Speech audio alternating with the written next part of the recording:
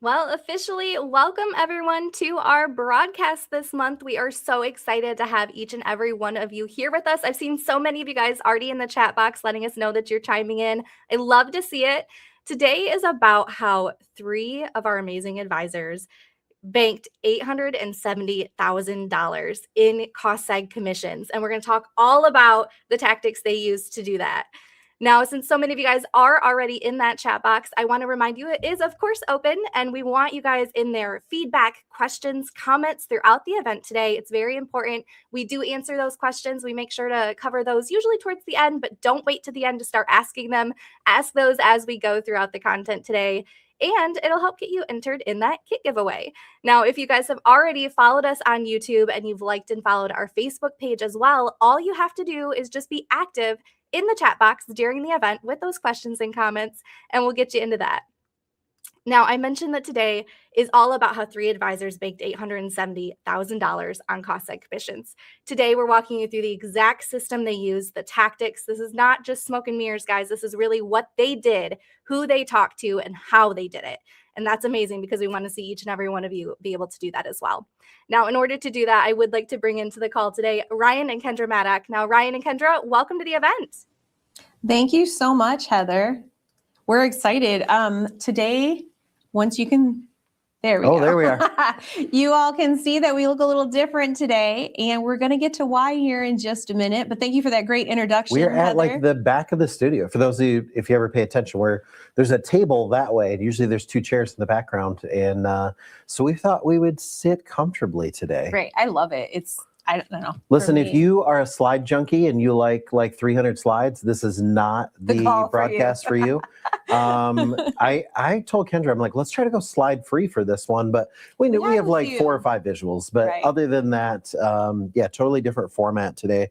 Kendra, let's start out with sometimes in a thumbnail, and Heather, put the thumbnail back up. So sometimes in a thumbnail, this is kind of bait and switch. We're like, oh, at the end of the call, we'll show you this. Right. But Kendra, we're going to get right into, so there's 2 parts. One is we're going to share a few stories about some of the team members that have come out of some of our recent small groups and things like that, and the success that they're having. But also, we're going to go through, I'm going to go through a playbook, step by step of what we see that's working. And that's part of the difference for this. But Kendra, let's kind of jump right into these advisors. Right. So instead of, like Ryan said, kind of just talking about the who or the what, or like we're going to get right into the proof. And there were 3 advisors, and this is what drew a lot of attention. We haven't had some emails in wanting to know the stories ahead of time, but we said no, we're saving them for this call. And we want to talk about each one individually because each of their stories is so significant and touch on a different, just really important aspect of what they did. Eva, by the way, I literally around the office, I feel bad. I've been calling you Ava, and you know what? I'm going to blame Jack, though. Jack has not corrected me a single time that I've called you Ava. I don't know if she's afraid. So I am sorry. I saw the show notes the other day and saw Eva, and I'm like, no. I wanted to go through Ava's deals, and the staff finally corrected me. Eva. Eva is out in Oregon, and she joined us, I believe, in December. I'm going to tell these stories without notes, so if I mess up, Jack or Heather, correct me. But Eva joined pretty recently, back in December, and she had that brand new energy, went out there and got started immediately, and went to reach out to an assisted living association that she somehow knew about or what have you. And as she's, talking to them, getting to know them, they say, we worked with you before. And Eva's like, well, not with me, and they're like, oh, no, we've worked with GMG before. We've done cost segregation with them. And so she ran with it. Like, they were an existing client. That's great. Let me get you started. They had facilities they had not done any cost seg on. Come to find out, another dozen of them that she's going to be working with. So what she did with her enthusiasm, getting right out there, jumping right in, she resurrected a client that was dead. Like somebody we've worked with in the past, don't know what happened, what the timeline was between her and whichever advisor she'd worked with in the past, resurrected that client. And in that process was given all of their upcoming business, which is pending right now, but should be about another dozen, I believe, assisted living or that type of building association. So congratulations, Eva, on jumping right in and not feeling at all scared to keep moving forward with someone who said that they had worked with us in the past that was ideal, the way you approached that, took control of it, and used it for your best interest and ours. So thank you for resurrecting the client. And we're looking forward to the dozen or so that are coming after this one. Now, for those of you that are in small group, you hear some of these, or Jason's weekly call and stuff like that. We usually have 2 to 3 advisors every week. So for those of you, some of you have heard this before, but Tom, another recent one, Tom's in South Carolina. And one of the things I want to congratulate you on, Tom, and I wasn't on your call the other day. So, Jason got to congratulate you. I didn't get to, but I love that you really stuck with what was one of the things we recommend all the time, which Kendra is, don't go after just the largest client or things like that. Go after, go ahead. You touch on this all the time. When you all are asking us, who's the best client? Who's the best client? Who should we be going after? We'll tell you why somebody's better, percentage wise, what have you. But you always come back to the best client is somebody you have an existing relationship with, right? And Tom was like, okay, I can do that. And he did that with the business that he worked with, his own company. He was not in any way intimidated, moved right forward, got the deal, closed it, no problem. And then an associate of his as well was working in another organization that was either manufacturing or manufacturing adjacent. I don't quite remember, but also qualifies for R&D. And that company's pending, but it's going to be double the size that he got his own. So he worked the room he was in, got the deal, did not allow anything to hold him back. And I love that kind of energy. And he's relatively new as well, if I'm not mistaken. Last one I want to highlight here is Jeff in Pennsylvania. Jeff, I got to plead here that the staff is trying to coordinate with you. I need you on one of my upcoming weekly focuses because I need this as an interview. The other two, many of you have already heard. Jeff, this is a brand new one, and hopefully I'll have you on an upcoming weekly focus episode for those of you that are keeping up on those. So car dealerships, Kendra, we're always talking about how powerful these are. Yeah. The crazy part is, so not to spoil anything, you're going to talk about, I'll give away a number for a minute.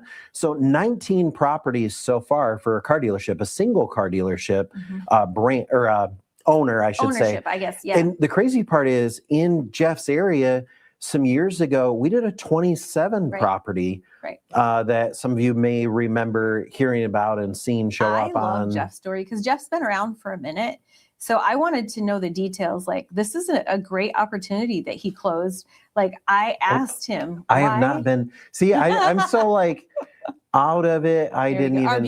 Sorry about that. So this has some of the deal details and things like that. So, but I went ahead and I called him and I was like, tell me what happened. This is a great deal. Give me the details. How did this happen? And he said, well, I think was it December when we were talking to everyone about not allowing something to hold you back. Use what you do in natural conversation. You'll be shocked at what happens. And he said, I was tired of just kind of being afraid to go after my local market. Yeah. Because he has deals, but they're not in his network. And so he was at a networking event, he said, and there's someone that he's always known, they know each other by name. He owns multiple dealerships. He had no idea how many at the time. And he said, to himself, he said, I'm going to approach this person and I'm going to talk to him just like I would anybody else about his company. I'm not going to pitch him. I'm just going to talk. Yeah. And that one conversation at that event has led to him signing for all of the dealerships. He said, I think they're moving forward with 3 first, and then they'll trickle them in over time because timing matters with some of the cost segs.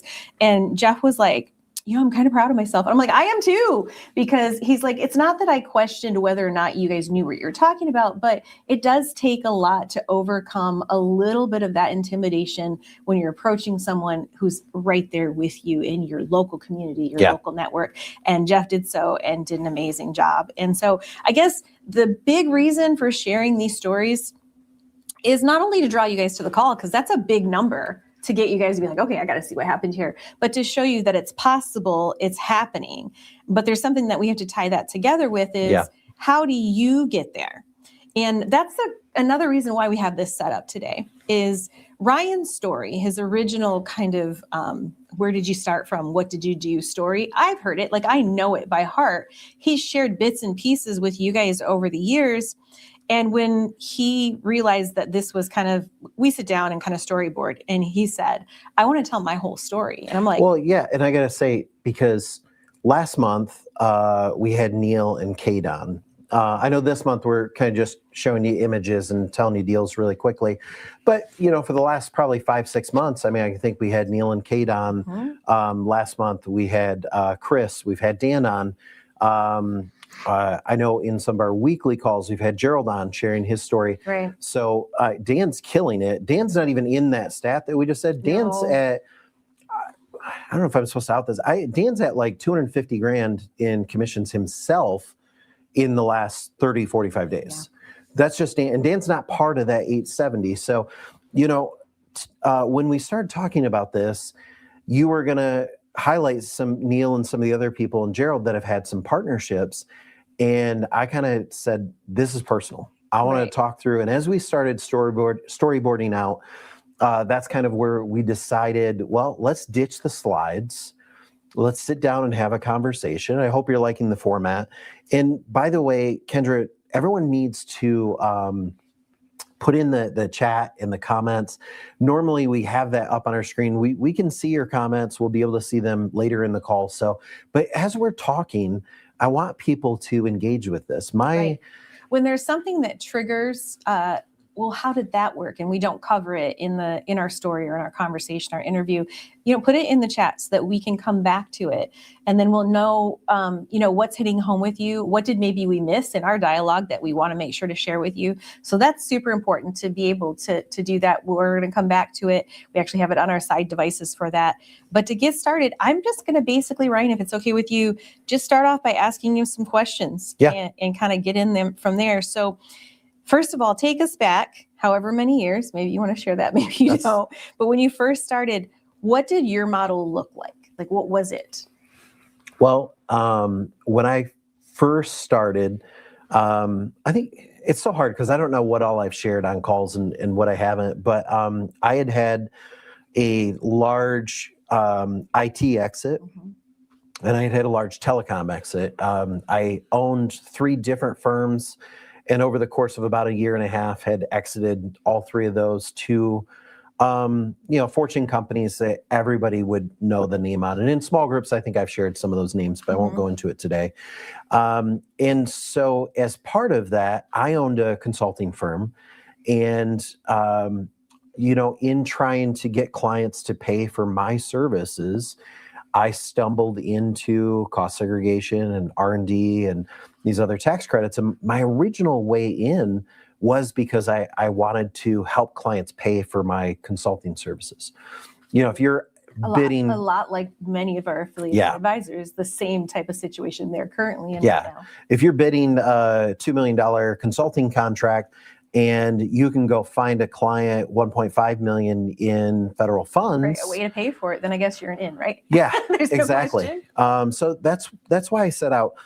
Quickly, I kind of figured out that consulting was not my core business, that the tax side really was. And I'm not saying that to tell other people, like, if you're in financial services and you're doing this to do the same thing, free up wealth for your clients so they can invest that with you. I'm not trying to talk people out of their business. It's just, that's what worked for me. Eventually, our tax side started quickly dwarfing anything we could do in the consulting side. So when you first started out at the very beginning, what was your tactic? Was it just you? Show us, paint the picture for us. Yeah. So in my exit, I never wanted staff again. So there was just a few of us. So some basic, an assistant, someone in accounting, things like that. And in fact, Kendra, I think you were like employee number, I think 10 or 11. Yeah, when I came in, there was several people. It was all one big room, and you had an office. None of us did. We were all in one big room.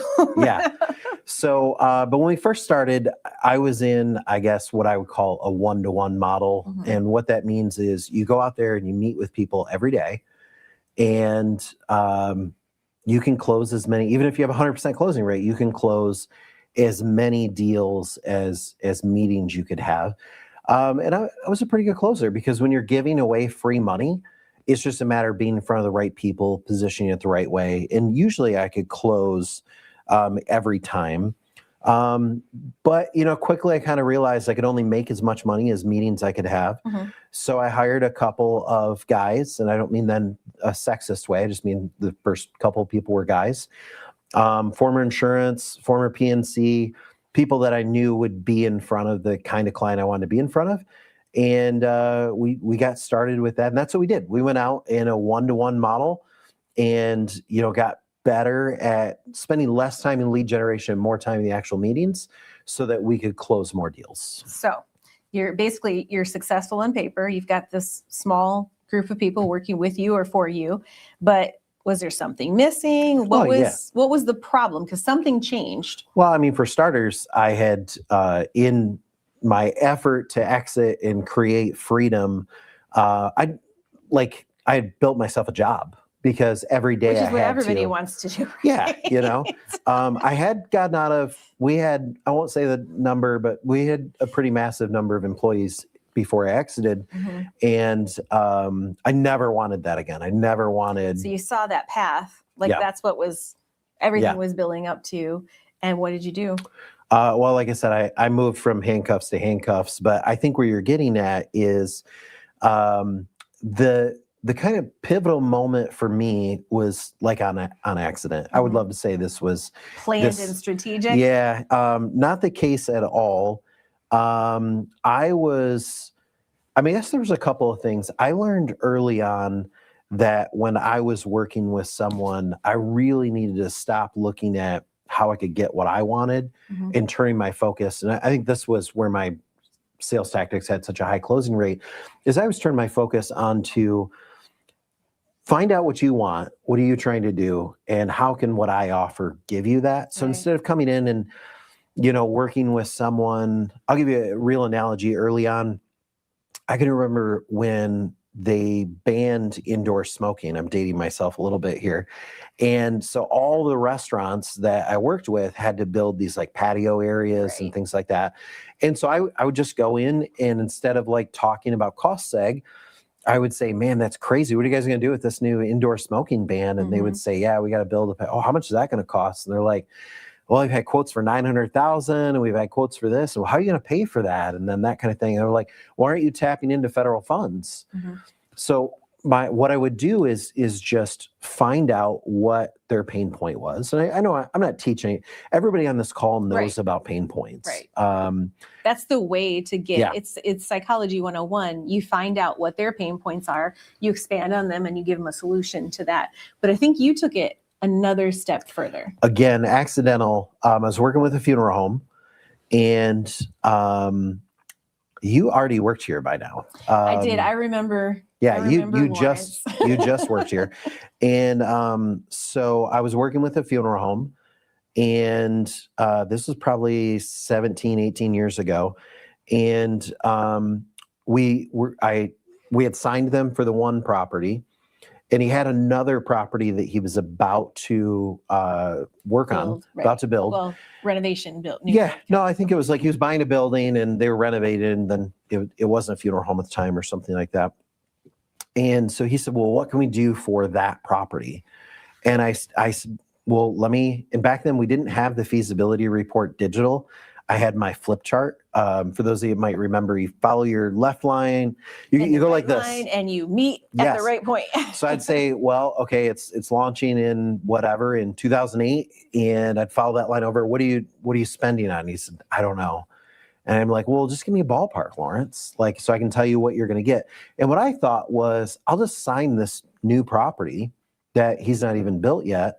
I'll get him to give me a deposit on it. And then when it's time, we'll come back around. Yeah, I'm here. I remember Lawrence, he was very hands-on, and anything outside of what was in his direct line of sight, he would be like, well, get that from so-and-so, or he would send you off, anybody off in another direction to get information or what have you. Yeah. So he told me he didn't know what his building was going to cost, or then he said, well, can you just ask my GC and can you just ask my contractor what this, and I'm like, yeah, give me his number and stuff like that. So I called and said, hey, I'm doing some work with Lawrence. He said, what are you doing with Lawrence? And I told him, and I said, well, let's get together for coffee and we'll go over Lawrence's project and that kind of thing. And, when sitting down, I would love to say that I instantly thought of this as what was going to be like my first big break in this company. But again, I still didn't see the whole scope of it. Yeah. I'll skip forward. Like this end results in just unquantifiable, like, Right. tens of millions of dollars Right. is where, like, and I think you need to tie it back together. So, client says, okay, go reach out to my GC. He's got the information for you. You go to the GC. Why does that end up being such a pivotal moment for you? Like, what about that relationship in and of itself made any difference whatsoever? Well, I think if I had went to the GC and really made this mistake, and this is something I see a lot of advisors and partners do, is they walk in and they're talking to a GC and they'll say, they'll really try to like, hey, let me show you how much money you could make with me. It's about them and not about the client's needs. And with the GC, I just sat down and like catching up with them, like, hey, I've seen your guys' signs around. I know projects you're working on. Why don't you tell me a little bit about you guys? And, I have a genuine interest in people. So this comes, easy to me. I'm an introvert. People find that hard to believe. I don't really like talking to people. So if I'm going to, I might as well make it interesting. So his name was Terry. We're good friends to this day. And, I just like, tell me about Terry had been with that company. And by the way, I'm not going to say the company because in Kendra, some people may, I think Ryan's making this up or whatever. I've been doing this for, since 2004, and I've made the mistake of sharing contacts' names on a call. And then some of you will go out and call my contact. Which is so inappropriate. It's so inappropriate. So, do your homework. His name's Terry, and he's a commercial builder in the area, so where I live.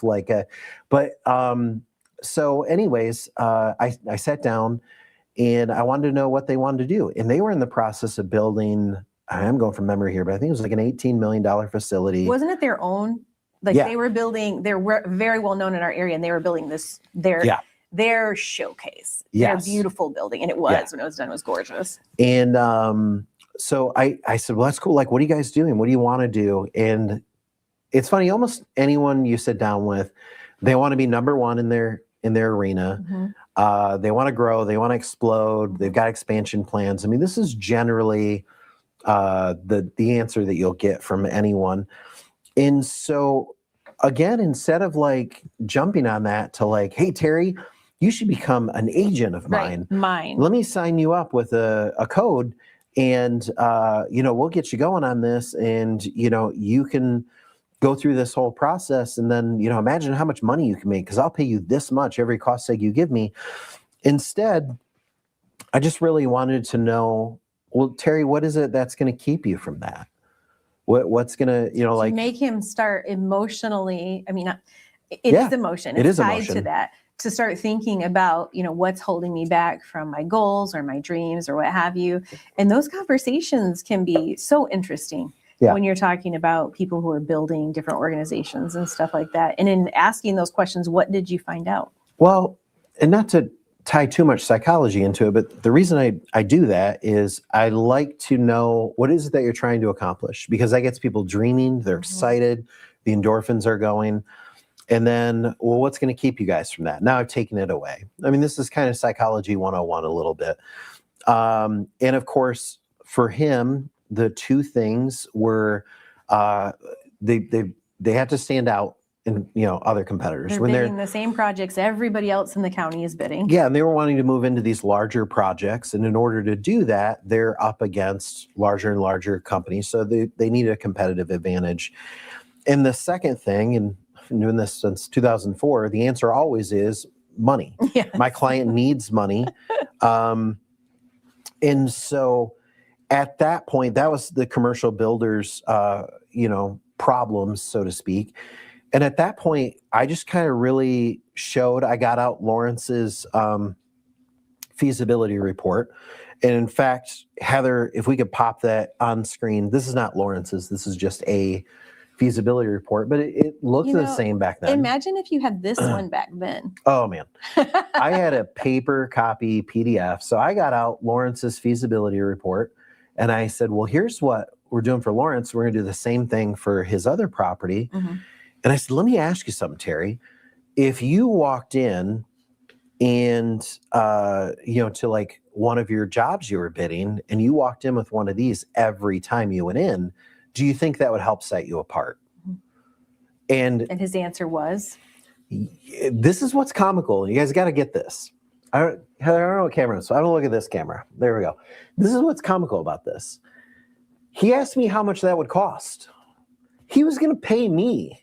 I probably should have said like for $100 a feasibility report. But this is how much value that he saw in this is that he was going to pay. But how much did that cost our firm? Right. And I want to tie this together because this is a story. And sometimes as we talk through a story, some points can get missed. Yeah. The pivotal moment which made things different was not only reaching out to the general contractor, but the fact that in your approach, you were asking him what his needs were, what his wants were, not yours, not what I can, like, it wasn't about you. It was all about him. Yeah. And when you change that mindset with the right person, we didn't know this at the time, but with the right person, things just changed. Yes. You came in like, see, I'm still getting my timeline mixed up a little bit. So I think you were there. Yeah, you were there in our first office and shortly after. We immediately, well, first of all, coming out of that meeting, that turns into, hey, can you do this for all my clients? Right. And then that Which is like, was that the light bulb moment for you? Did you put it together then? Here's the problem. When you're talking to a GC, they're bidding jobs out that may break ground 6-8 months from now. I'm not going to see a dime of Cost Seg money for a year on these. Right. The real value in his book of business is the past book of business. So I had to, with those feasibility reports, I said, well, let me generate, why don't you show me a few upcoming projects that you have going? I'll generate a sample so you can see. Then the light bulb goes for him where he says, well, last year I did. And I remember, I can't believe I remember all this. It's all coming back to me. Harley Davidson dealership was the first one he gave us. And so he said, could you do anything for Harley dealership? I'm like, absolutely. His second one he gave us is a manufacturing plant, which, by the way, is a manufacturing company that is still with us to this day. I still make money every single year on this. And so as he started to dip into his past book of business, Kendra, you might remember this, but like things blew up. I had to hire my first 7 advisors. And none of them. I want people to have a visual of this. Yeah. So we're in a strip mall in a room. I got a real desk. I don't know why. Us as processing and admin, there was 2 of us. We had real desks. But the rest of the room, guys, what did it look like, Ryan? It looked like boiler room because we had to go. I'll tell you how this went. They wanted, at one point in their office, they set up a lunch and learn day. And at the at the builder's office. Yeah. And they wanted us to, they wanted to have their clients in. I'm like, how many clients are we talking about? And it was, they basically wanted to set up 5 or 6 offices and do a meeting every half hour and the half hour. And can we just bring all of our clients in? So I went out and hired 7 advisors, the first 7 advisors that were the foundation of kind of what we have now. And they didn't have to prospect. Their job wasn't to go find clients at all. Their job was to work the deals that were already sitting there. Yeah. Which is, when I think about that today, when I came in, that's just how it was. Oh, I went to the Apple store. Waiting for us. I went to the Apple store and bought 7 MacBooks. I went to Home Depot and bought 7 folding tables. Not because we were being cheap. Folding tables, chairs. No, it's because we needed it now. We didn't have time to get, The phone lines were literally running across the floor. We taped them down so nobody tripped over. It was intense. Yeah. And there was just constant noise because that's just what we had to do to get the job done at the time because it blew up so fast. Yeah, we immediately got our large office. And ordered cubicles and everything. That took months to build because we had to do a build out there. So for a while we were growing, it's folding tables and taped down phone lines and everything like that. And it blew up. Every client was a yes. We spent 0 time prospecting. The hardest thing is I knew that there was an end to their book. Right. So then you're in the situation where you don't want to be everything, nothing. So I can't go hire 50 people to get through their book quickly and then be left with nothing. So I knew that we had to go prospect or find other avenues like while we were there. But yeah, that's where we got our start there. So basically it was all about, I mean, you fell into it, but you had the foresight to look at that relationship and see what it was immediately bringing you and what it would bring you long-term in the future as well. Yeah. And you went from being someone who was just another person meeting with a business owner saying, what can I get from you? Yeah. We've all had those meetings and it's so tiresome because we just want to be out there in our own business. But you turned it around into being a hero for them and solving a problem for them, not the other way around. I love that. So all of that, let's take that story and let's talk about what our advisors and our affiliates can actually do with that. Well, and I think I want to make some other equations there first, because I just flipped over the comments and I know some people are, I don't know if there's a lot of building going on in my area, things like that. Right. I'm a little behind you because we have notes, guys, just to keep ourselves on. Am I in front of you or are you in behind front of me? Oh, wait, I'm sorry. Then I want to be where you, go ahead. Because you re-ask me. Before we get to that, I think you wanted to touch a little bit more on the feasibility and how, well, I guess we did. You walked them through it and everything. So I guess we are. And my next question for you was, after you realized this about this, this builder, what'd you do with that information? Did you just go after more builders? Like if I can get more builders, I'm just going to be doing this over and over and over again. So what was your attack plan at that point? Well, I guess understand remote work wasn't, I don't want to say it wasn't a thing, but we were focused on going out, meeting with the client, sitting down, face-to-face, opening a presentation, which was the feasibility report. So the concept of being out of state without hopping on a plane was not really in our mind frame yet. That came later in the company. And so we also didn't want to, we had this builder that's being very gracious with us. Right. So no, I didn't go after, I could have easily went after another builder that was maybe like 2 hours away or something like that. Okay. But we actually, so from there, we kind of started opening some satellite location stuff for this reason, because we were focused on that side of things of face-to-face. Our next thing that we did was actually a commercial real estate group. Okay. It was a Keller Williams, and they had 20-something commercial agents. And what I quickly realized is that commercial builders and commercial real estate agents are nothing alike, but at the same time, identical as far as I was concerned. I don't know if that's making sense. What do you mean by that?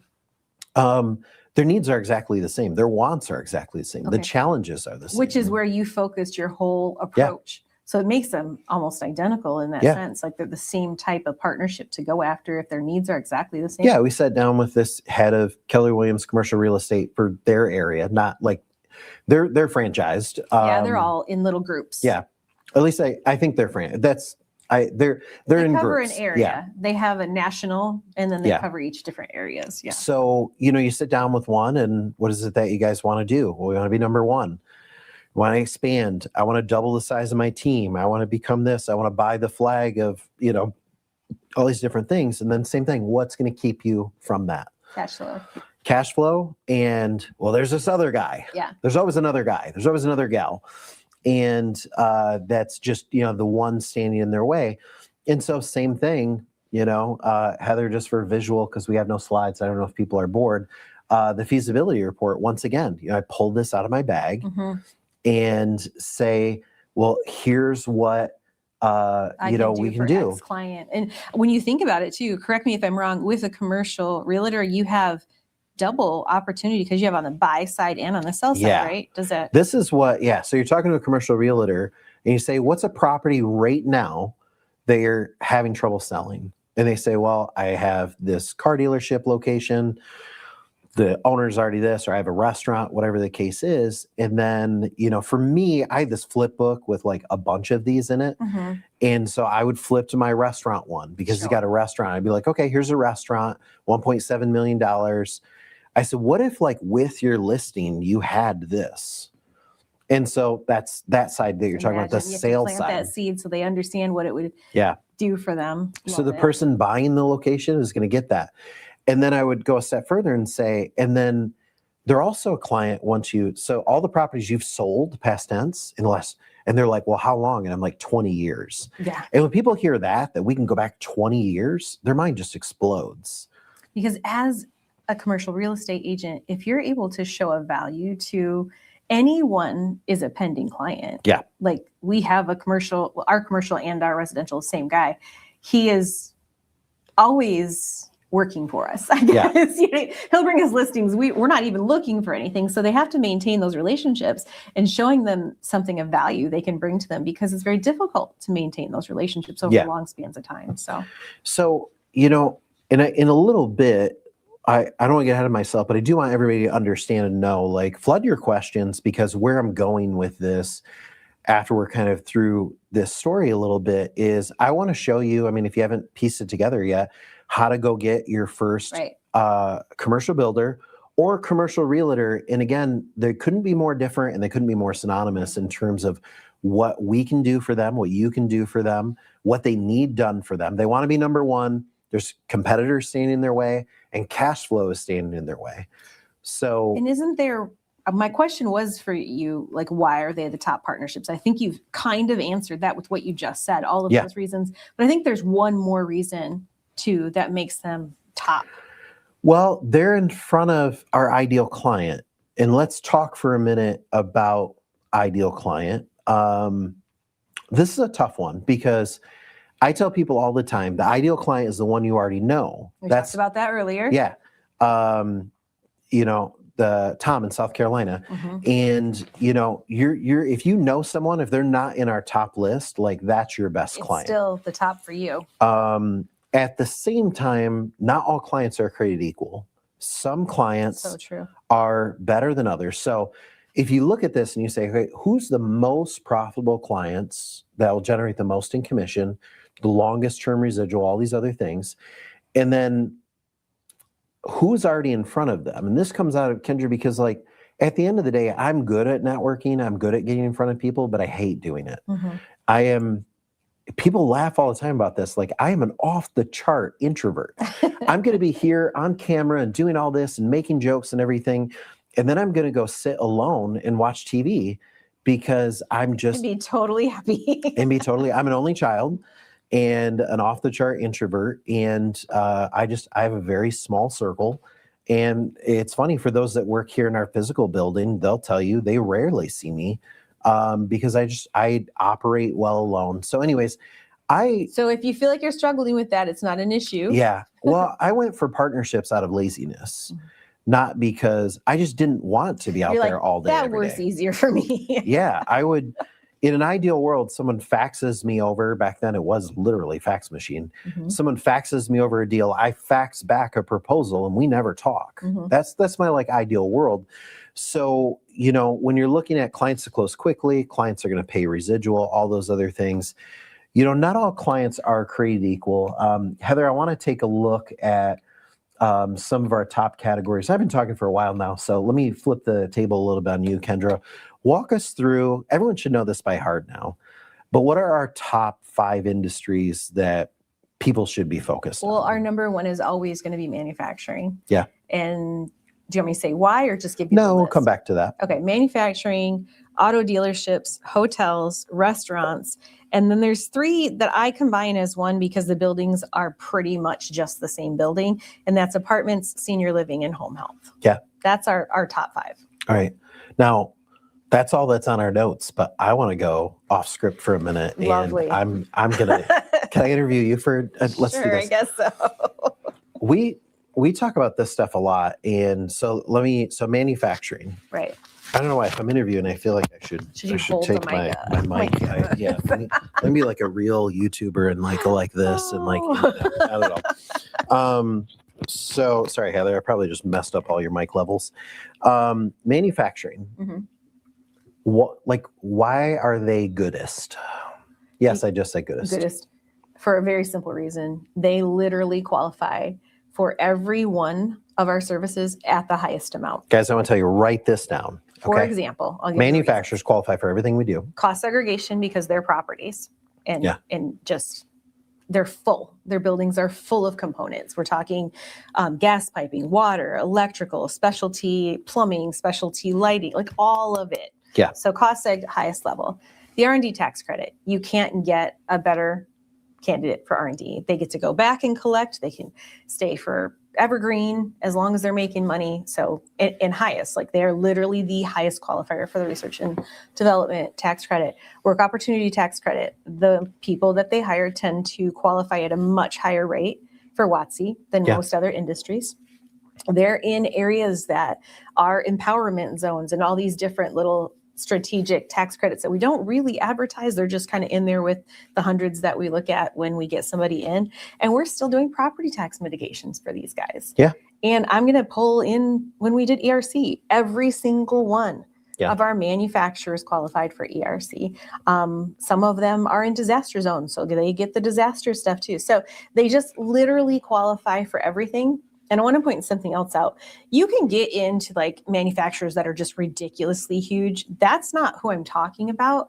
I'm talking about the everyday manufacturing company that when you drive down an industrial drive, there's 5 of them. They are owned and operated by either families, small groups, a couple of guys who went into business out of in their 30s or 40s or what have you. And the ownership or the management is approachable and open to hearing about these things. I want to park there for a minute. Something I've also shared on previous calls and things like that. So when I first was getting started, in addition to being, owner of the company, things like that, talking about GMG, there's some other partnership companies I have partners in, but talking about GMG, obviously I'm the owner and I get paid like an owner, but when it comes to deals, I have always put myself on the same commission schedule since day one as everybody else. Yep. You may believe that, you may not, but Kendra can tell you, our accounting department, they shouldn't tell you, but they could tell you, I literally my commission on an R&D is the same as what your commission is on an R&D. I always wanted to get paid what the agent was paid because when I get that check every year, I wanted to know have the same experience and know what their experience is going to be. If yours is different, how do you understand what they're doing? And when that started, that's because these were my guys. And I say that not because we just didn't happen to have any gals. I think employee number 8 was gal. And that has nothing to do with anything besides I knew a handful of insurance guys. It's not, I don't mean that to be sexist. In fact, Diane and Aba and some of that, some of our biggest producers. Women are our highest performers. So it doesn't have anything to do with that. I think at that time too, that job title, it was 90% male. It just is what it is. We're talking 20 some years ago. Yep. And so when I say it, but anyways, these are my guys. These are my boys. And I wanted to get paid what they got paid. If I went out there and worked and it took me 3 meetings to land a deal and I had to do phone calls and everything like that, when I got that commission check, I wanted the same emotion. Right. Because I wanted to know if we were charging enough. I wanted to know if it's just how are they making enough? Yeah. Are they feeling what you need to feel to continue to do this at the energy level that you have to do? Yeah. And so to this, I say that for this reason. To this day, I've got manufacturers that I signed back in 07, 08, 2009 that I still get checks. Some of them, $20,000, $30,000 checks every single year. My cut, right? Not the company's cut, not our gross fee. Mine as an advisor, and there's no other service. I don't know, maybe some of you have a service that you make that. If so, DM me and let me know because maybe I'll get into that. But, there's no other service I've ever seen where, going back to the lazy side of me, I can do one sale 15 years ago, and every year I could lose everything. I could I could take my owner hat off. I could sell the company and just go and just be an advisor. And I would wake up with a 6-figure R&D override every January 1st. Mm-hmm. I just bottom line. Yeah. Not that I'm going to do any of those things, but so that's manufacturer. That was a long time. Car dealerships. So we talked about Jeff Steele earlier. I love car dealerships. Kendra, I want you to zero in for a minute. Why, let's just think about this. Let me paint a picture for a second. So you got a car dealership. one of the first deals Terry ever gave me, the builder I've been talking about, was a Cadillac dealership in Southeast Michigan. I don't want to say which one. And they were doing a renovation, $4.3 million. I have a memory like that. And so they were doing a $4.3 million renovation, and had already done it. But they owned Chevy, Ford. I can't remember what all brands they owned, but they own a bunch of brands. Right. And I want to say that first one was this, I don't remember, like 12, 15 locations that we did because he gave us one Cadillac dealership. Right. Talk about car dealerships for a minute. Let's zero in on this. Car dealerships are great because, as Ryan said, I want to point out, anyone that owns a dealership that is has been around for any length of time, they know that they own multiple. It's so rare. If you know somebody who owns a single dealership, it's usually a used dealership, which is fine. Nothing wrong with that. If you're talking about full-on brand new cars, they own multiple. And there's something very unique about the auto dealership industry. They are required to maintain their facilities at a certain level of renovation. What I mean by that, we call it forced renovations. I don't know what it's actually called. It's just what we've always applied to it. If Cadillac says, by this date, you have to have this renovation done. It's going to cost you X amount of dollars. You have to do this, this, this, and this, and it has to be done by this date. And they don't comply, they are no longer allowed to be a Cadillac dealership.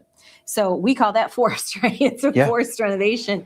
This happens at any like 8, some of them for a while, there was like 4 to 6 years. Now they stretched it out a little bit.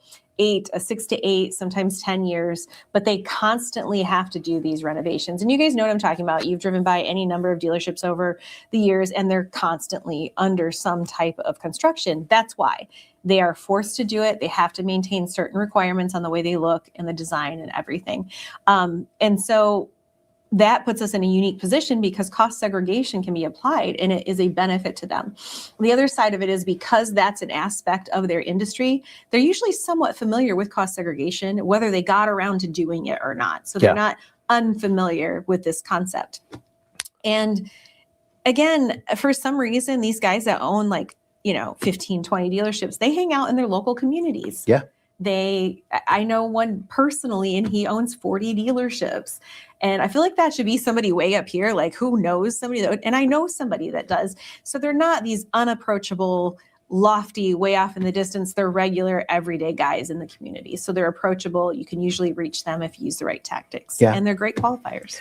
So Kendra, I flipped over to the chat, even though we're not supposed to till later. But Ryan, you're always breaking the rules. I know. Heather, if you want to put up Felipe's question, who in a dealership do you talk to? And you actually put this on the guide on the weekly focus. Ago. We did it a couple months ago too on the broadcast. A general manager, an owner, was it Tom or was it Jeff? Jeff's story. Jeff, it was the owner. I know an owner of 40 dealerships. It's not hard to know who those people are. I think the hardest part is building up your confidence to approach them. But if you're calling the dealership, it can be a controller, a CFO, a general manager. You could stop in and say, hey, I'm here to talk to the person that handles the property tax stuff. See how far that's going to get you. It's a great way. Because whoever works with the car dealership or with the property taxes is the right person to talk to about tax incentives. Yeah. I want to do one more question on automotive before we move on. Heather, it's the next one. It's Doug's. And then we'll take more questions at the end. I just love that we're talking about while we talk about this. So I haven't read this yet, but Doug says, a Subaru dealership told me their association helps ensure they're getting cost seg R&D and other tax strategies that GMG offers. Do you see that often with car dealerships, or how do you handle that? We did it with a dealerships association years ago. Yeah. That dealership association was dissolved. I don't remember why, but we had an affiliation with one. So it's not often, but good for them. You could even say, hey, put me in contact with them so I can make sure that they're getting everything they need to get. I guess my biggest advice is when you guys get something like that, they're usually telling you that to shut down the conversation. So use it as a stepping stone. Well, here's my question. Continue. You just hit it.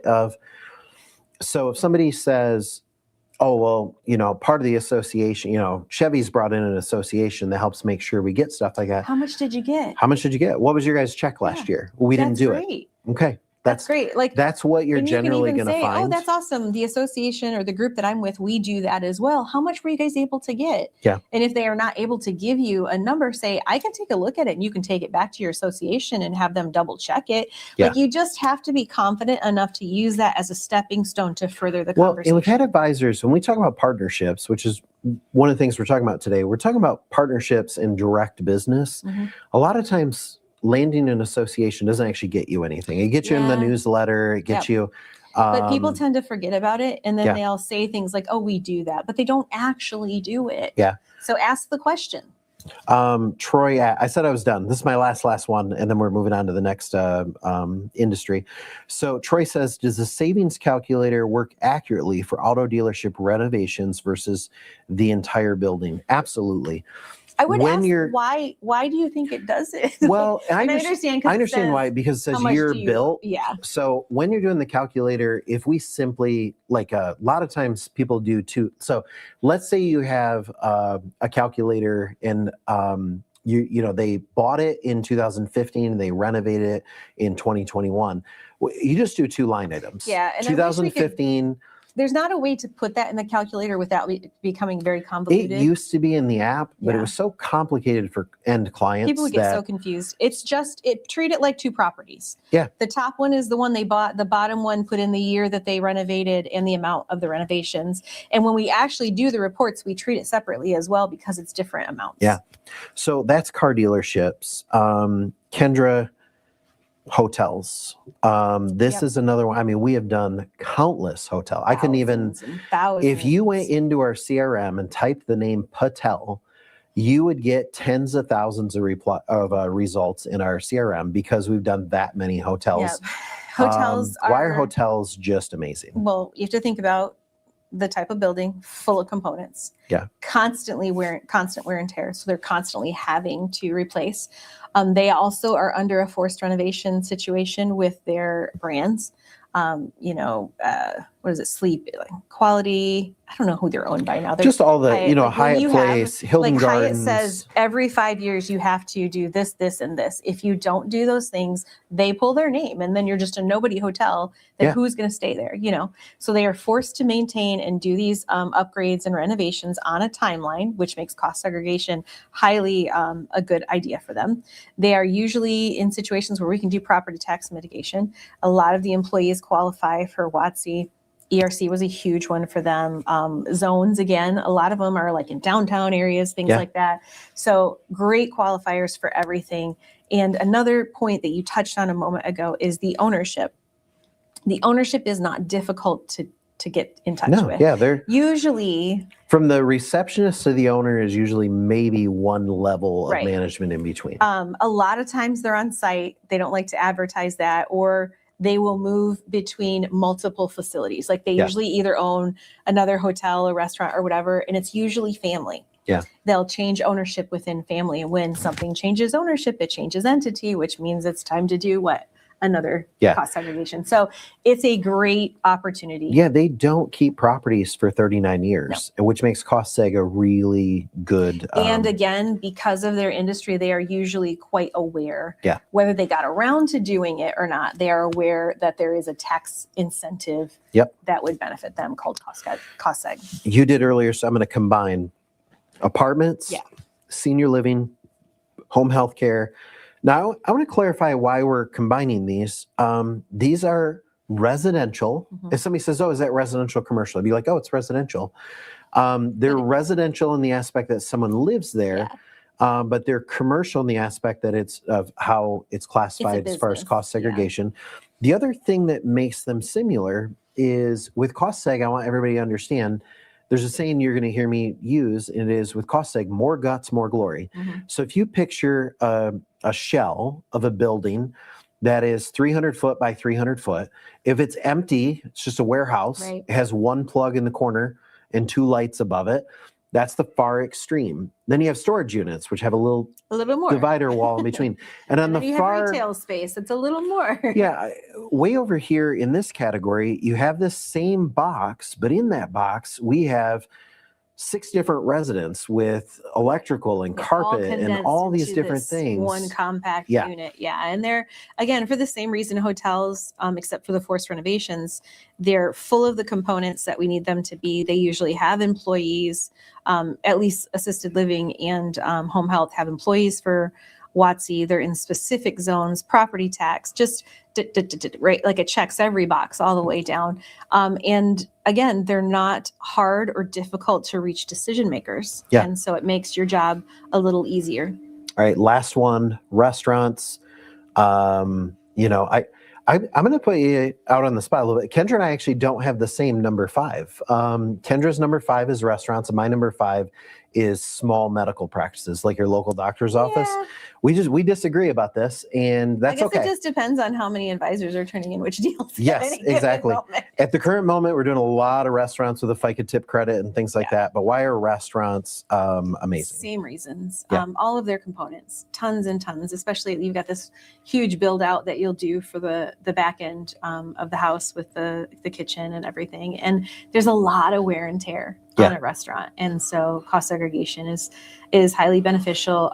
The ownership is usually easy to reach, local within your network. Same thing. Leads me to a good and relevant question. Sorry, I flipped my iPad to get questions to show up. I lost it now.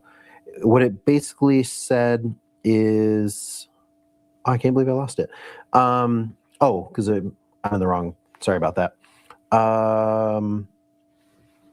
If a client leases a property, this is Jeffrey Hall. If a client leases a property and improves that property, so a lot of restaurants are in this, can they qualify for a cost seg? Absolutely. So leasehold expenses, which is what you're describing, do qualify for cost segregation. And when you're doing on the app, you're filling everything out where it says how much was your total build. That's how much were the renovations. How much did they put into that build out? Same number. And it's fine. They paid for it. They should get the benefit for it. So absolutely, you fill it out as if they were the owner. Someone else asked, and I'll answer this one. I saw one question earlier of how accurate is the calculator, and another person, I won't say your name just because I'm going to combat a little bit what you say, is that why would the calculator show hundreds of thousands and then I show up my discovery call and it was only thousands of dollars? The other question was, how accurate is the feasibility report, the calculator? It's extremely accurate. It's based on what's inputted, though. Right. If somebody inputs a number that's inaccurate, the number we give them is going to be inaccurate. If they say they hire more people than they hire, or they employ more or less people than they employ, or they round up by several $100,000. Or the number one error I see with property is they say, how much did you pay for the property? And they say $3.2 million. And then we get into it. The land. Well, what they're including is that they bought the business and the building for $3.2 million. Is not what we're talking and the about. CPA has already valued the property on the depreciation schedule as $800,000. Right.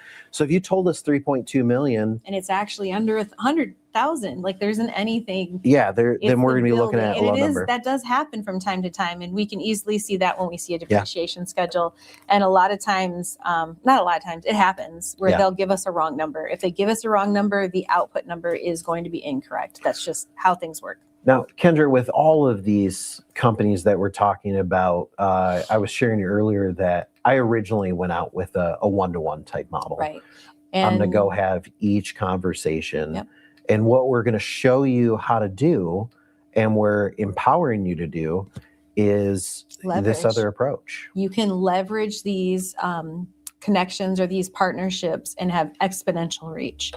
And it is not as difficult as you probably think it is.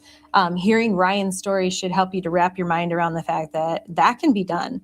And a lot of it is just kind of getting out of your own way, getting out of your own head, having conversations with the right types of people, the builders and the real estate agents, if you want to, all the way down to the CPAs and things like that.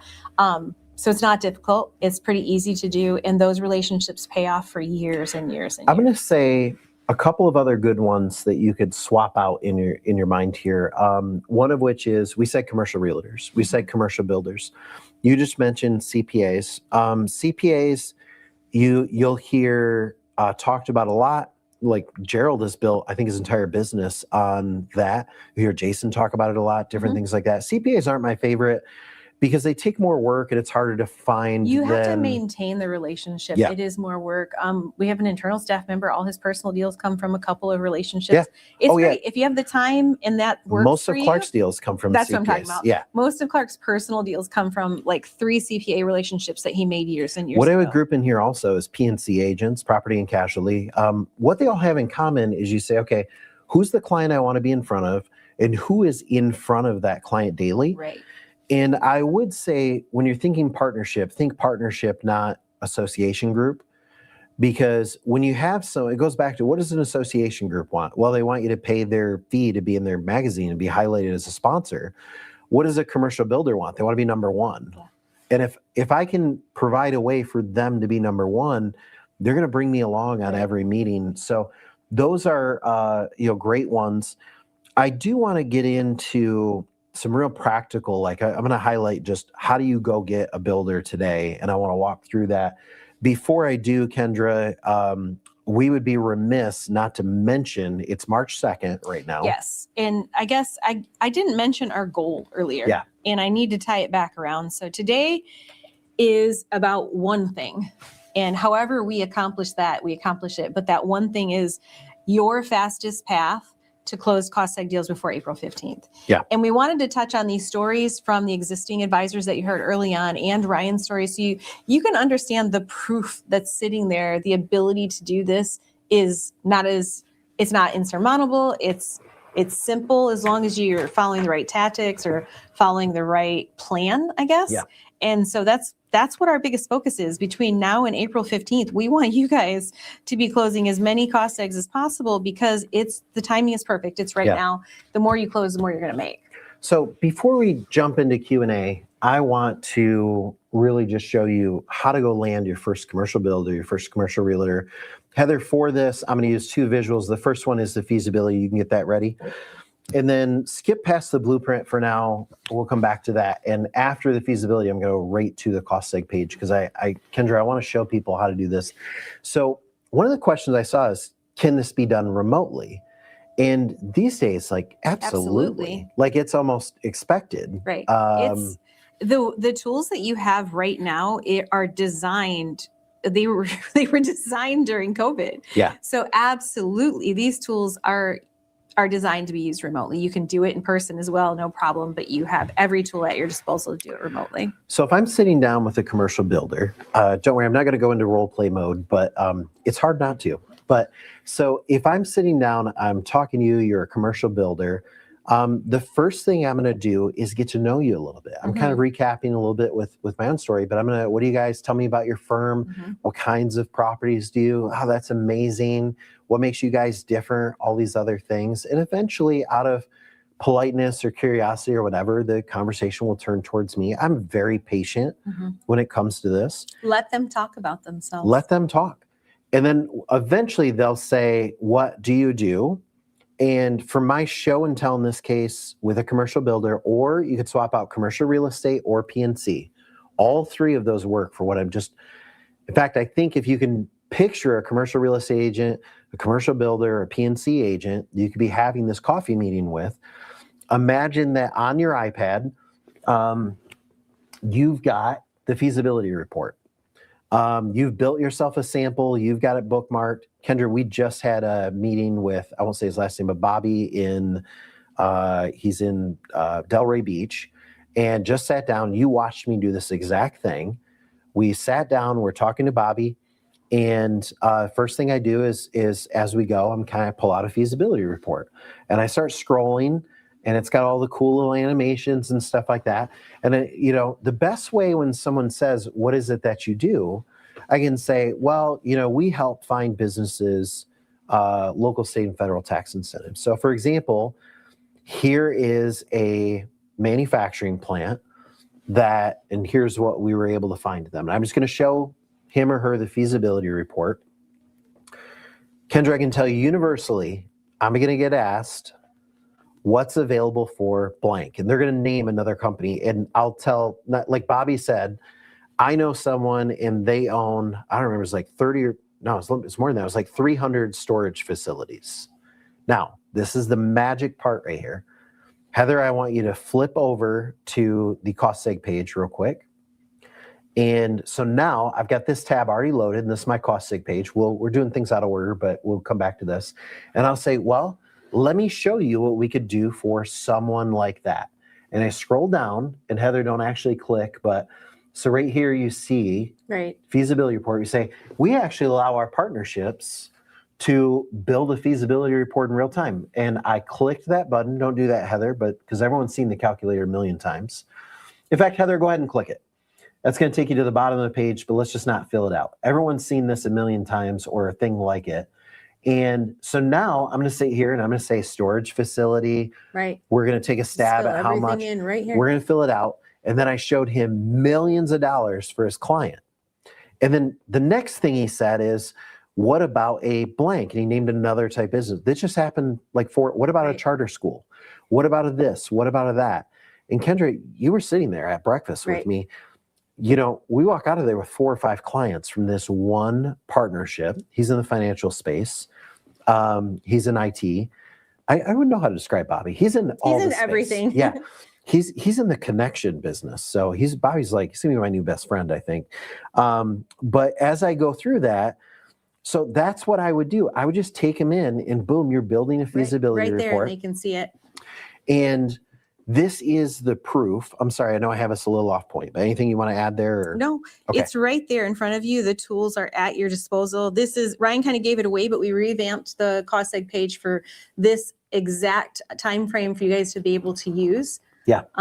So yeah, I think jumping to Q&A if you Heather, want to. well, now I'll do things. I wanted everyone to connect and understand what it is that I would do if I was sitting down on an appointment. Now, Heather, take us to the blueprint page, and like usual, the marketing team has pulled together some tools, which I just showed, by the way. I'm actually gonna, I want to grab something for this. Go for it. You're able to cover this for just a second, I should be back in just a moment. Yeah. I'm gonna let you cover the blueprint page. And don't trip over a camera table for now. There is something I want to be able to share with you guys, and we'll be back with just a moment. I'll stay on. I'm not going anywhere. But so as you're going through this, Heather, the first thing we've got weekly focus there at the top. So when someone clicks on this, they're able, sorry, I didn't know which camera I should be looking at. So when someone clicks on this, you're able to go look through this. Now for the next 4 weeks, we're actually going to be able to walk you through every week. We're giving what partnerships are, what we're able to provide, everything like that. So that's that part. Heather, scroll down just a little bit. The Cost Seg premium landing page. So on this, this is normally the page that I just showed. This is normally for premium. For those of you that don't know what that means, that is premium marketing.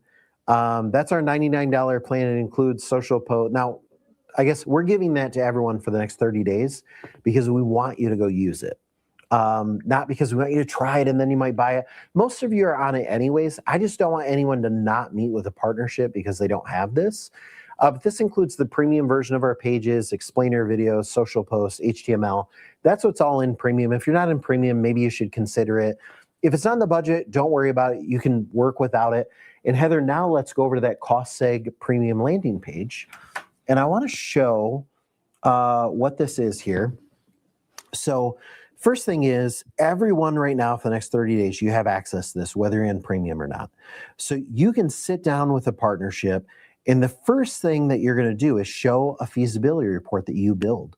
The second thing, though, is sit down, show a partnership this, and you can say, hey, listen, you can build, here's my page. Now, let me be really clear. Does that commercial builder need to sign up as one of your agents? No, they can just use your page. They could sign up if they wanted to. They could become an affiliate, but that's not actually what I'm talking about.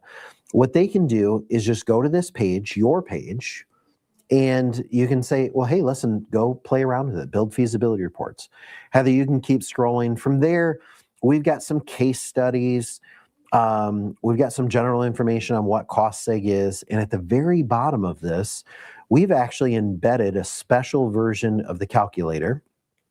And what I like about this version, so your .me page, normally they fill it out and it takes them into signing up for the tax management system.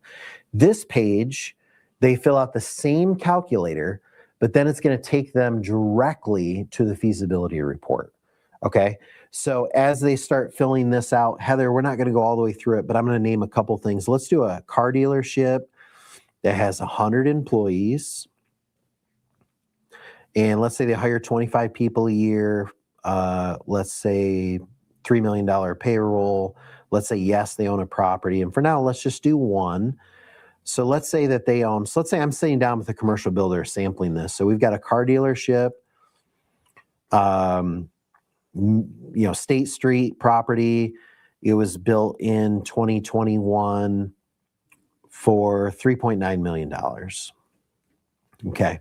And let's say just for now, none of these. So what we've got is $360,000 that we found. Now, I'm not going to fill this out, but by the way, if you run test, please use the word test in it.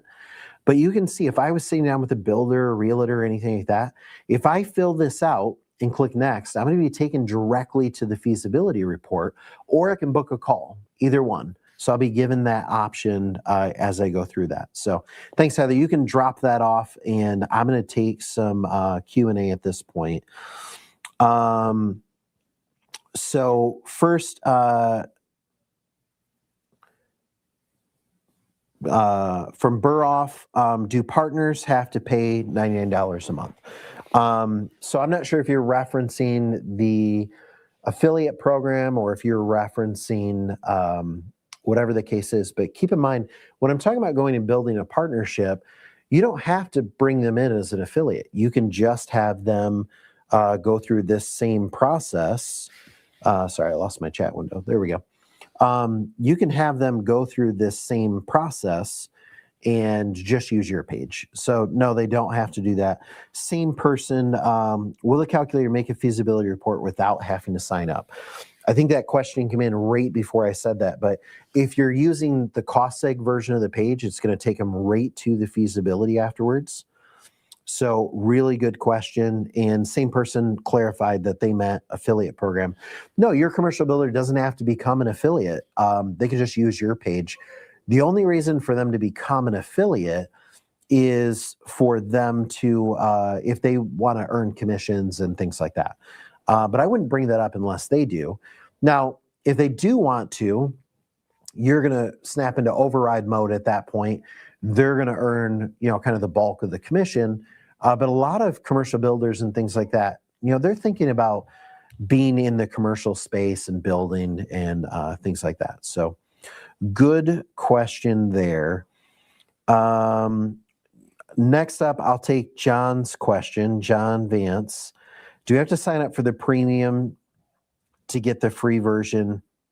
It didn't seem to come up for me. So when you're on the blueprint page, so to get to your blueprint page, either check your email, that'll come to you around 5 p.m., or you'll be able to go through that process just by clicking on the page you're watching on right now. If you scroll up a little bit, you'll see blueprint. You can go to that page, and that is set for, I'm sorry, I'm going to grab my laptop. That will work for everyone. I do want to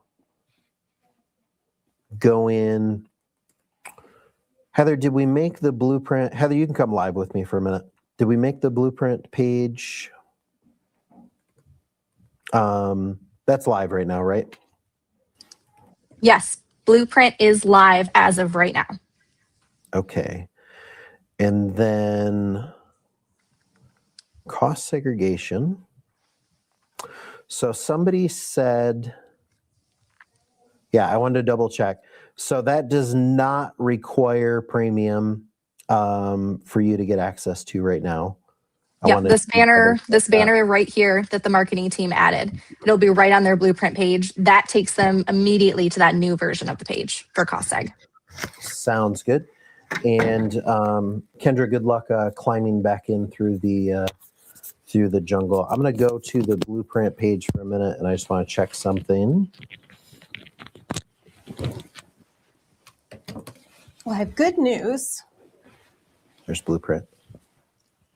There's going to be an additional specialty page in the next 3 days. Oh, nice. Specifically for commercial builders in real estate. So that's what I was checking on. I wanted to announce it, but I couldn't announce it if we weren't going to have it available. So I did just confirm, we did, okay. I wanted to make sure that the commercial property page that we were just showing was available to everyone as of now. And it is. It is. Okay. So I just kind of confirmed that on there. So Kendra, we're kind of going through, and Heather, the questions that I already went through, you can drop off because, I'm over in live, not in starred. That's why. Okay. My iPad reset a little bit ago. So I'm just scrolling to the top. do municipalities qualify for cost seg? Not generally, Craig, because they don't pay taxes. Yeah.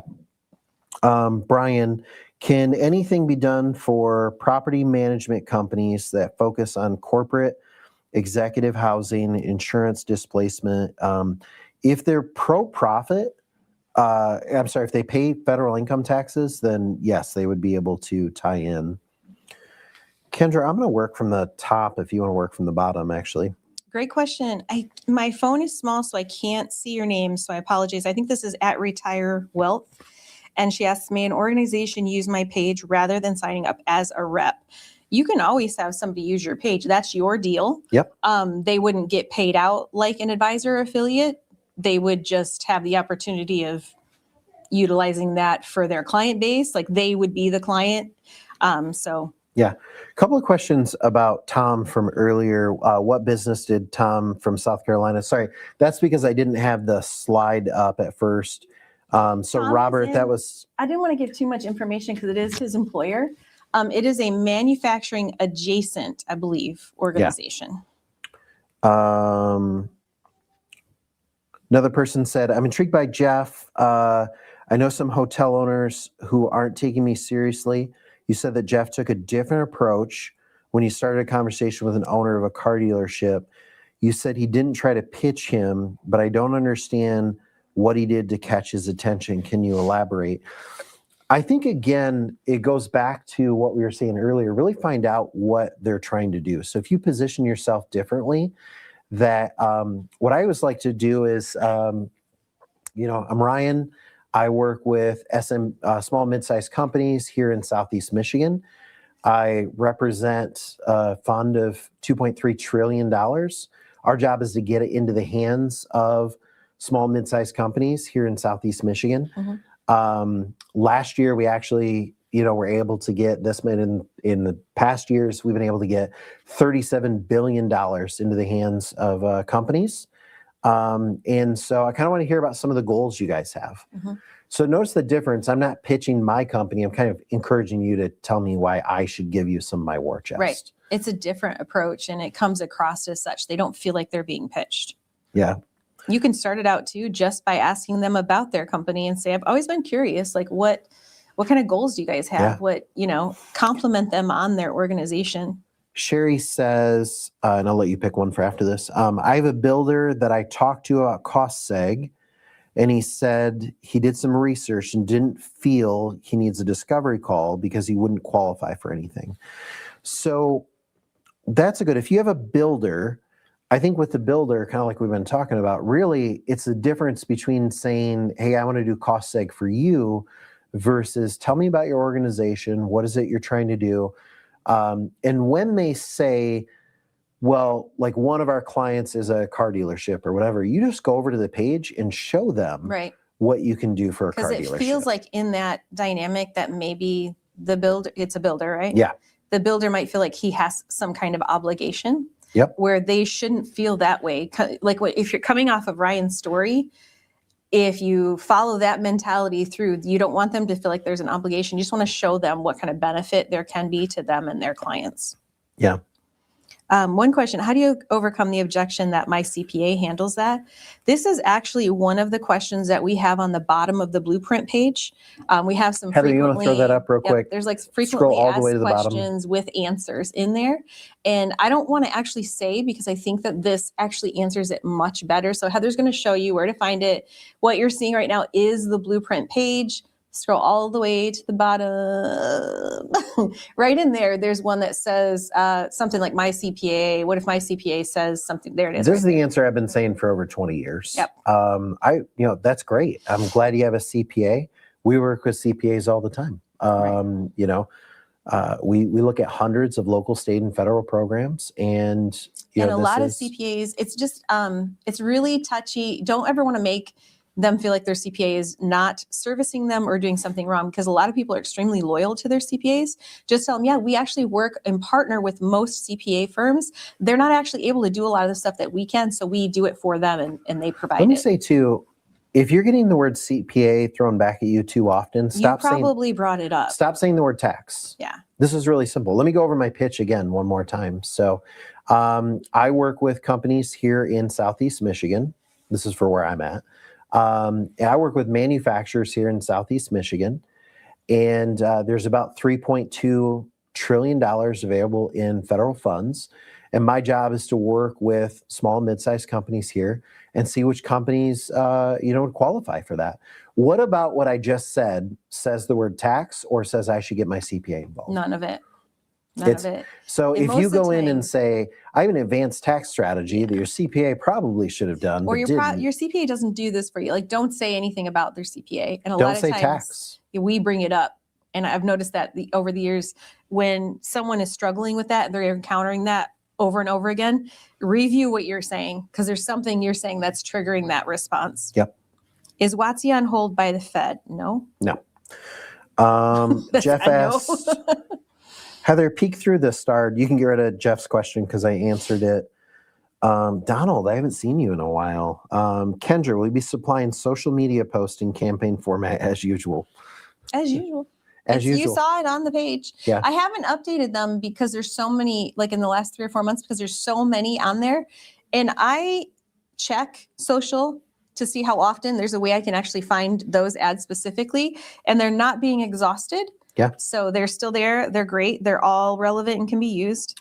Stephen wants to know, what's the advantages for a charter school? I love charter schools. Charter schools are pro-profit. And so they're just like any other business. They're full of components. So cost segregation can be done. They pay property taxes. So property tax mitigation can be done. Dependent on how their employees are structured, WOTC can be done. Yeah. Troy is walking through the process for filling out a calculator. I get that part. Sorry, Troy, I'm on like a really small screen. So outside of these industries, are there unlisted industries? So outside of those industries, just select the one that's most like it. We're in this tough spot. We don't want it to feel like when you're doing a credit application and there's like 1,000 to scroll through. So, just select the one that's closest there or other. But by and large, that's what you want to do. A question from Robert. You may have answered this. I don't think so. He says, please explain what you mean by affiliates. A lot of you call yourselves by different names. There are advisors, partners, affiliates. We've started team members using affiliate because I'll tell you why. Last year, we started having a lot of your clients wanting to become, they wanted to start utilizing and providing our services. And so how do you do that? Well, and if you use the word advisor, they're like, oh, I'm not a financial advisor, never mind. Right. And so simply by, you'll notice on your website, sometimes, buried will have like become an affiliate and things like that. That's because we'll get like a hotel. Hotels are pretty famous for this. They immediately know that they have friends and family members that own hotels, and they'll say, do you guys have an affiliate program? Yeah. Can I refer somebody over to you as an affiliate? What they're really saying is, can I make money? Can I get paid off of sending somebody your way? Yes, absolutely you can. And those people fall under you in the tree. Yeah. So those become your team members or whatever term you want to apply to them. But team members, advisors, partners, affiliates, it's all synonymous to us. So good question there. on how that works. The pay is the same. The responsibility is the same. It's just a little more socially acceptable title these days, depending on what you're doing. For me, I want to be an advisor or a partner. It just depends on how you're presenting yourself. Yep. I want to throw out a question, Kendra, while you're finding the next one. I'd like to see in the chat, we're likely going to stick with the same format next month. What do you want us to talk about? What do you want us to go through? What do you want us to spend time on? We would rather spend the time building tools for you than building slide decks for you to snooze through. So, we would love to invest that time into more content, more tools. I love this. I think I feel a little bit more relaxed, and I feel like you get content that's a little bit more worthwhile. Yeah.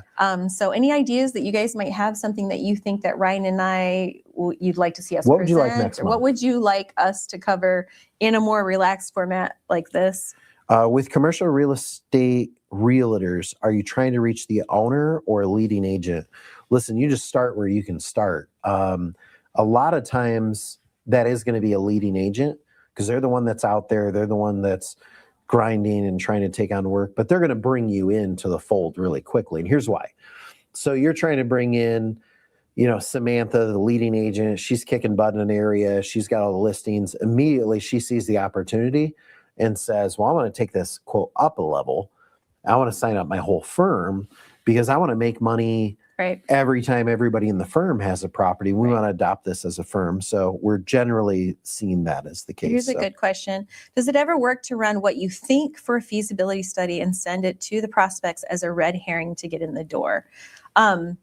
Yes, if you do it the right way. You can't present it as their business.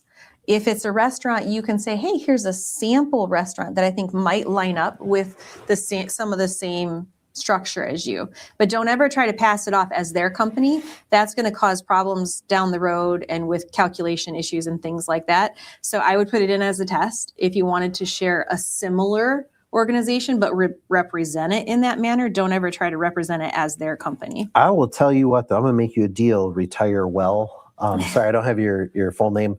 I'm going to make you a deal, though. If you send out, let's say, 8 to 10 of those, like you try this and you report back to support what your results were, like maybe people were like, maybe you got no results, maybe you got 2 meetings out of it. You share that story with us, then Heather will give you 3 months of premium. Woo! Because I want to know. That's like when I read that, I'm like, that I don't know. Like you might get yelled at for that, or you just really have. You might have just found like our next good strategy. That's why I said represent it in the proper manner. Don't try to act like it's their company, because that's going to either irritate them or cause issues down the road if they do move forward. Be honest with them and say, you might want to fill it out. I was thinking about your company, so I created a test one based on what I thought your company might have. This is just a test, but I want you to see what a hotel like you might get. Like you could say, here's what a similar hotel, $1.5 million. Mark it as a test. Don't try to play it off as their company. Like if it was a hotel, I would say like Hilton Gardens sample, and like that kind of thing. Perfect. But if you go do like 5 or 10 of those, report back on a few stories, whether you succeed or not, Heather's going to hook you up. Fly you out to Michigan and have you in this seat with us. Yes, because you may have just stumbled into like, we may be sitting here 3 months from now and be like, all right, here's the strategy. Here's what you do. I like that. These are good questions.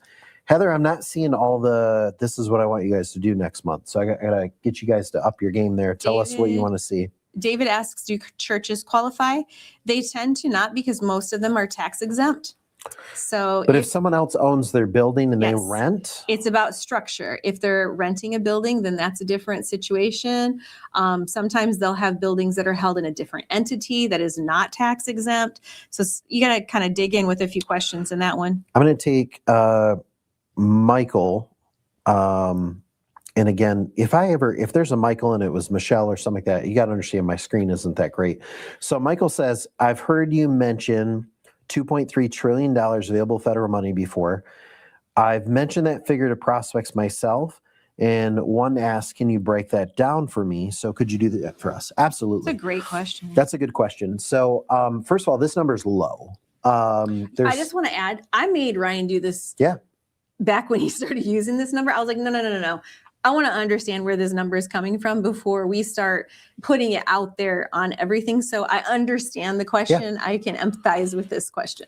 This is pretty simple. If you take the total number of employees in America that work in the employment codes that qualify for, I say simple, this took a lot of research to get to, but if you take all the types of job codes that would qualify for the R&D tax credit for starters, this is just where you start.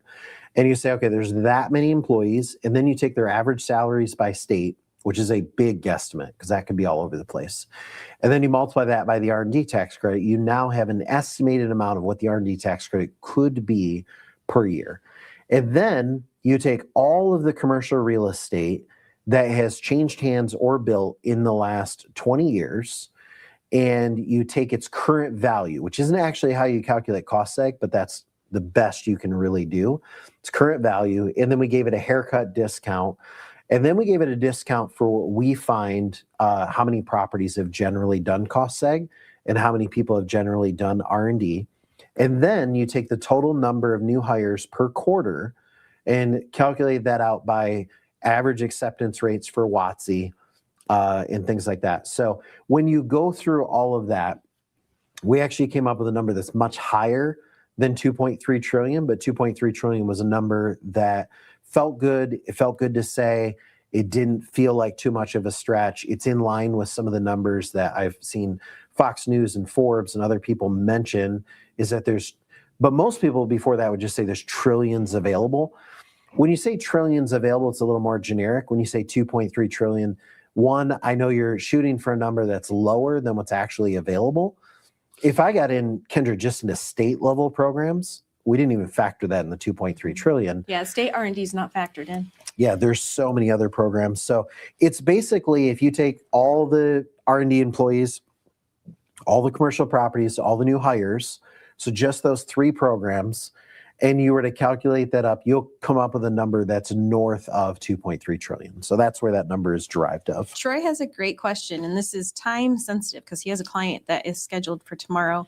He says, with 4-year look back on R&D, is it best to set up a call with the GMG tax expert since this isn't accounted for in their estimated savings? What about, he has 2 questions, if you see what appears to be heavy state enterprise zone opportunities on top of federal R&D? I have a call for this set up tomorrow. Well, Troy, if you have a call set up for this tomorrow, you're already in the best That's shape. what I was going to say. You're already good. You've got, Chris or Kate I or would Jack definitely or get them Dan on the or call. one of the I would people. run the calculator like you probably already did, and then say, hey, this looks like a great opportunity, and we want to take advantage of the look back study. So let me get you on the call, which is the next step. Like when you're Heather, doing the pop up that calculation. Cost Seg page for a second. So someone might want to know, Kendra, while you're looking for the next question, how do I book a call? We keep hearing about book call. Let me show you how to do it. So so this Cost Seg page is just one of many places. But Heather, go ahead and scroll down. You're going to look the last 2 slices of this page, one of which you can generate a feasibility report. The other one right above that says Let's Talk. Mm-hmm. And so Heather, go ahead and click the Let's Talk page. So what this is going to do is this is your Let's Talk page. And you notice, Kendra, it's the same survey. We're going to ask the same questions no matter what. So if someone said, let me paint the picture for you. If someone says, I want to talk, tell me a little bit about your business, and we'll talk to you tomorrow. If somebody says, build me a feasibility report, we're going to take a little bit of information, generate a report for them, take them directly to that feasibility report. Someone says, sign up for tax management system. We're going to get a little information and then sign them up. The survey part is the same no matter what, because we need to know the same things. Right, we have What's to have different that information. is where do we take them? Right. We either take them to book a call calendar. Or get them started right away. Yeah.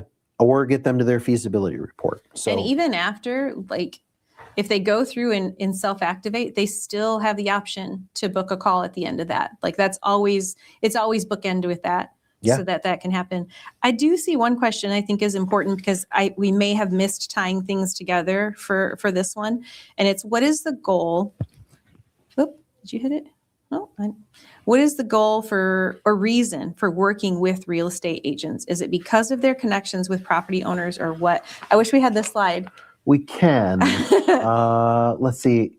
Heather, go ahead and. It's because you get to leverage their connections. You are bringing them a benefit. They already have the clients that you want to work with. And just by them communicating with their client, there's a trust value there already.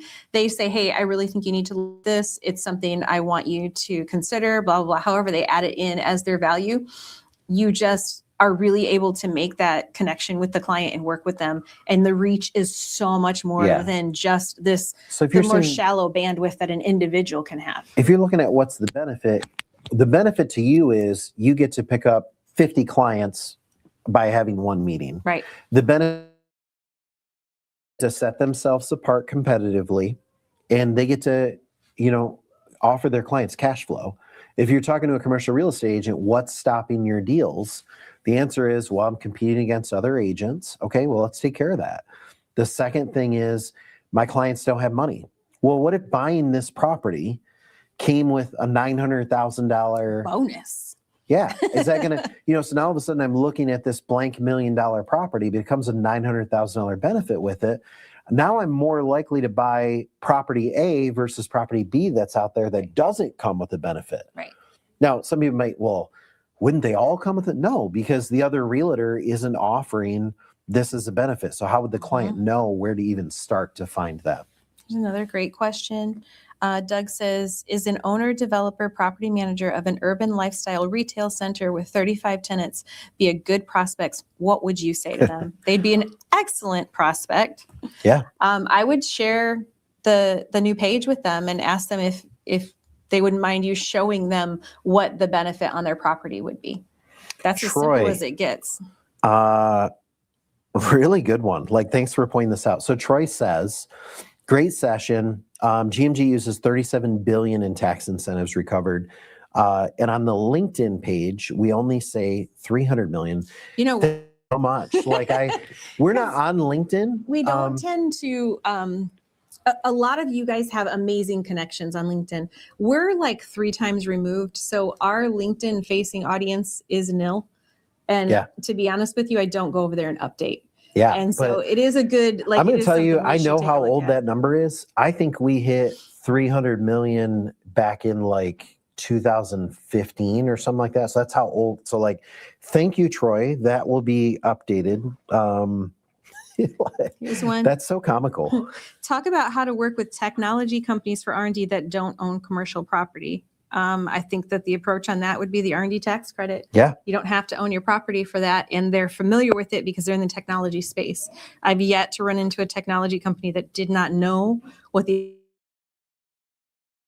and they're very willing to take it. They just don't know how to do it usually. All right. I want to bring this home for you. I think unless you see some that just has to be answered, we'll make that our last question. But I do want to walk this home for you. So Heather, start me on the blueprint page for a minute. And let me give you some action items. So you can go out there and you can land this client. You can be on the board. So on the very page you're watching right now, which is not what Heather has up, the very page you're watching, if you were to scroll up just a little bit, you're going to see a blueprint banner. Go to your blueprint. If not, at 5 p.m. Eastern, so in about 20 minutes, Kendra's going to email you, and it's going to have a link to your blueprint page. That's going to bring you here. There's a couple of key things. Thing number 1, weekly focus. Over the next 4 weeks, our weekly focus sessions are going to be on building a partnership. So Kendra, these are bite-sized. It's 10-minute video. No, it's 5-minute videos with 5 you and to 6. They're all posted on Facebook. They're easy to find. Many of you have been using them. Love it. You're enjoying it. It's really a boost every week. So every week we're going to drip you a strategy, a little bit of motivation. We're going to drip you a tool set. Here's a social post. Here's an email template. Those are how those are coming. So that's thing number 1. Make sure you're part of weekly focus. Thing number 2, Heather, scroll down just a little bit and let's get to this Cost Seg page. I know you have it up, but let's get there. Everyone, whether you're in premium or not, has access to this for the next 30 days. Okay, between now and the next broadcast, you have access to this page. Here's what I want you to do. Commercial real estate agents, commercial builder, and or PNC agents. Those are your 3 target markets for this, okay? And what you're going to do, they're all 3. Why are they your market? Because they're in front of commercial property owners. So what you're going to do is you're going to get out there and it's really simple. Like write this down. Here's your action plan. I want you to have 2 pages loaded on your iPad. Page number 1, Heather, flip over, is the feasibility report. Page number 2 that I want you to have up is this cost seg page right here. Okay. Those are the 2 things that you're going to have up. By the way, if you don't believe me, Heather, go into my camera a little bit. Oh, I can't see. Here, this is my iPad that I go with. You can kind of see. That is my cost seg page. And here it's literally going to load as soon as it loads. That's my cost seg page right there. I had the wrong one up. Is my feasibility report. As soon as that'll Your calculator. That's my calculator page. Okay, next to that is my feasibility report. Page. Unplanned. This isn't even the iPad I've been using. This is my iPad mini. I've got this. So what I'm going to do, Kendra, is I'm going to walk in. I'm going to sit down with you, the builder. First thing I'm going to do is throw up on you. No. First thing I'm going to do is learn about you. Man, I was on your guys' website. Looks like you're doing some really big projects. Can you tell me a little bit about growth commercial building? What is it that you guys are doing? What kind of projects are? This is so exciting. Eventually, out of politeness, they will say, what is it that you do? Well, I am part of a group that, as you've probably seen in the news, all of those big federal fundings that come, the different incentives that are available. Well, my group actually represents $2.3 trillion in federal incentives. We work with small and mid-sized companies. Mm-hmm. Now, here's where it gets personal. I promise you, during the dialogue where they were telling me what they do, they mentioned either car dealership, hotel, restaurant, senior living. They mentioned one of these, okay? So this is where you can say, I work with small and mid-sized companies. In fact, you mentioned, assisted living. Here's an example. As you were talking, now I'm showing the feasibility report. Wow, that camera is great. I can even, look at that, Kendra. I can even see. So I'm just showing the feasibility report, and they're kind of zoomed in at this point. So here's, an example. This is what we can do for an assisted living facility. Is for a facility, we're going to generally be able to find about $340,000. That is going to open the door to the question, what about for a manufacturer? What about for a Harley dealership? What about for whatever? That's where I'm going to flip over to my cost seg page. And I'm going to scroll down and say, well, actually, I can show you, we'll just use a sample right now. Let me show you what we could do for a Harley dealership. And I'm going to click that, and that's going to scroll me down to the bottom of the page. And right in front of them, I am going to, that one kind of disappears, sorry, but I'm on the calculator. So right there, you're going to go through and you're going to walk them through the calculator. In fact, Heather, if you'd pull up the cost seg page, that way they can see where I'm at. I'm at the bottom of the page. And so I'm sitting down. So that's what you're going to do. You're going to sit down. First thing you're going to do is shut up and listen about what they do. Second thing you're going to do is you're going to show the feasibility report. So you can say, this is what I do. What I do is I find people money. Next thing you're going to do, as they ask you, well, who would qualify for that? Or would a car dealership, would an apartment complex, whatever the case is, just go through the calculator with them. That's it. That's the process. If you do that, you will be, I don't have another way around this, Kendra, you will be our next big story. Because I love that. Yeah.